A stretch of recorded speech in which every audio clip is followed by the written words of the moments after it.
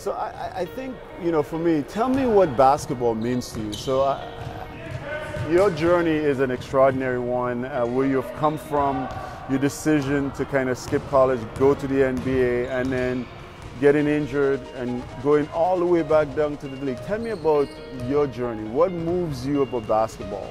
Yeah, I started playing basketball at a young age. I was raised by my father, my grandfather, all men, so right. Sports, obviously, you know, big in the household. My dad played basketball, football. My mom actually played basketball in college. She was 6 foot.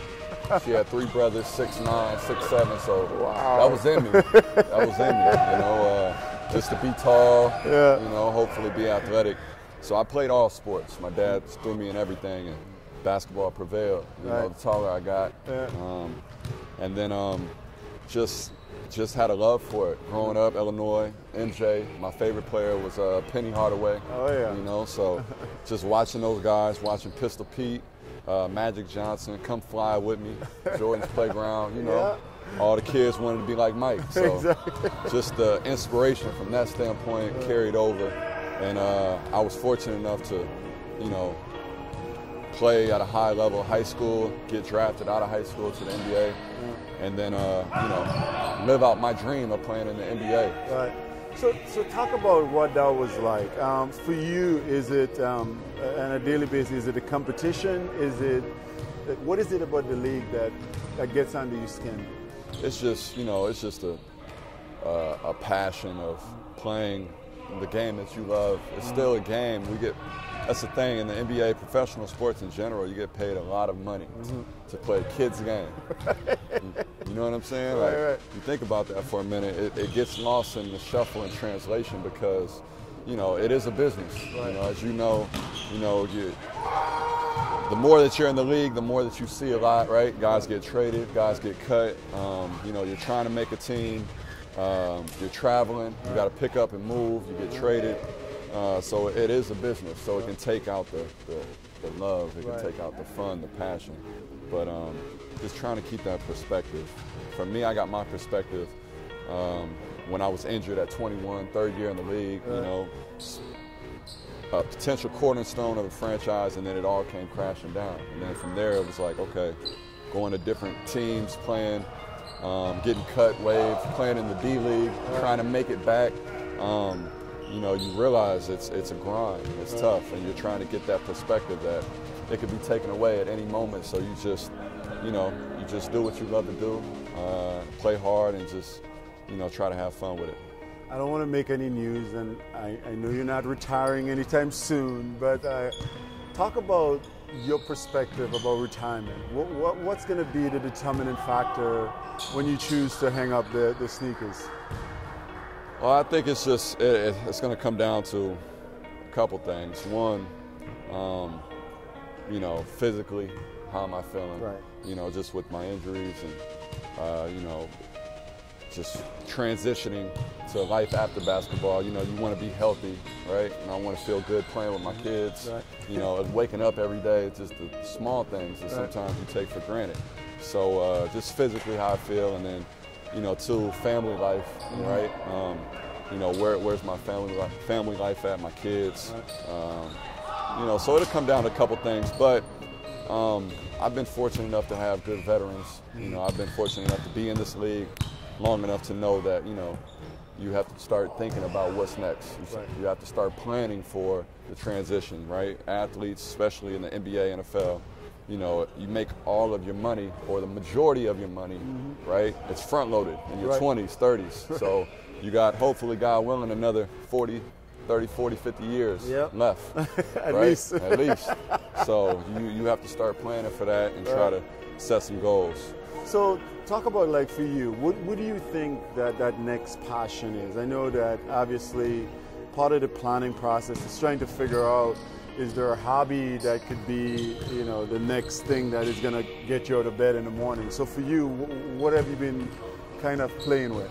It's, you know, I've tried a couple different things, but mostly it's been staying around the game. You know I love the game, and, you know, the last few years here being with the Warriors, just kind of reigniting that spark of just having joy, right? Finding joy within the game. So whether that's staying around the game, coaching kids, or, you know, working maybe in a front office type situation. I've already started planting seeds, doing some job shadowing, doing some of the NBA programming that they offer, leadership program. You know, so just trying to plant some seeds here and think about what's next when that time comes. So how would you rate both the union and the league now in terms of how they envision transition and how they're helping you to start thinking about that next step? It's a lot better. It's a lot better. I mean, you talk about from the time that I came in the NBA at 2004 to now 2018. You know, I think Michelle Roberts and Roger Mason, I mean, they've done an incredible job, you know, especially Michelle, just really of coming in and having an open format, you know, right? Listening to the guys, listening to the players, and also doing your homework, seeing, you know, what's happened in the past, right? Our history of seeing guys, you know, leave the NBA and after 5 years, you know, losing everything, you know, being in bad situations. So putting in great programs for players to transition, and also looking out for players before us, you know, providing health insurance for them, and, you know, the annuity program and the transitional programs of that nature. You know, I think it's pretty healthy. Oh, cool. So, easy question. You retire tomorrow or 20 years from now. What is the first thing you're looking forward to do that you can't do now? The first thing I'm looking forward to that I can't wake do. up in your retirement, like the thing that you wanted to do you can't do now. Just eat like trash for a month straight, you know, without any repercussions. Just whatever. Never going on a scale. All the desserts, because I mean it's tough, man. I mean, coming in the league, chicken tenders, you know, like I'm 18, 19, chicken tenders at halftime, you know, wings on the plane, you got Reese's and Snickers. Now it's different, man. It's a different ball game, you know, in order to try to, you know, even keep up, right? And feel, you know, halfway decent. It's just breakfast, oatmeal, and, you know, just all these different healthy quinoa. I never heard of this stuff growing up, man. But so definitely just eating whatever I want. And finally, when you think about what might be a challenge for you in retirement, what do you worry about? What keeps you up at night in terms of the next step? I think it's the work-family balance, right? You know, having that work and that family balance to mesh together. That's hard. That's hard for everybody, I think, and just trying to find, one, you know, is my family happy where we're at, and then two, am I happy, right, with the passion? You know, am I passionate about whatever I'm doing? Can I find out what I'm passionate about? You know, I think that's the most difficult choice, especially for, you know, an NBA player, because it's such an adrenaline rush, right?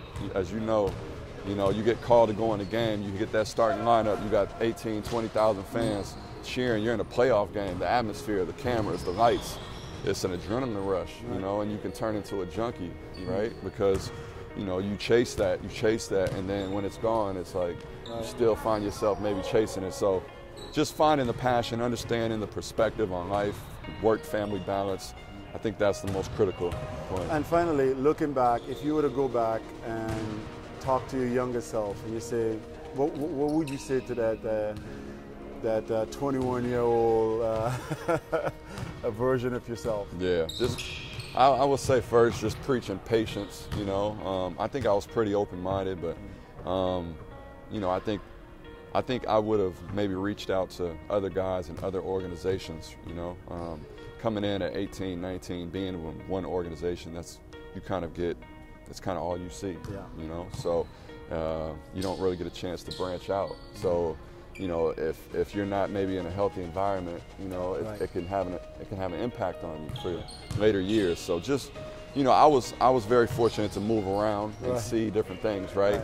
In my early 20s still, because I came in so young at 18. So maybe being young, just preaching that patience, and then maybe reaching out to other guys and seeing, you know, whatever knowledge that they could pass down, you know, just from their experiences, just to kind of help my transition. Thanks, brother. Always. Appreciate it, man. Yes, sir.